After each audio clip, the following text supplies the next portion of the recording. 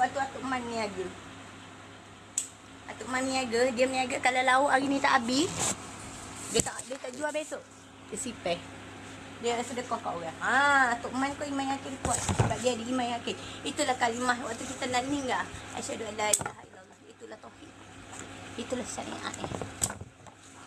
Selalunya orang hakikat ni dia terkapar poin. Bukan edit lah ramah. Sikit-sikit edit ramah. Kadang-kadang contoh nenek Isa pun tak lulu.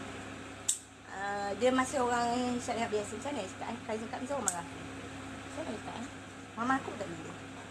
Ramai Tino tak lulu. Kalau zaman Pajajaran tu kan, hanya seorang Tino yang dulu masuk spiritu. Kan? Itu Cik Kemang, orang Kemal Hatu tu.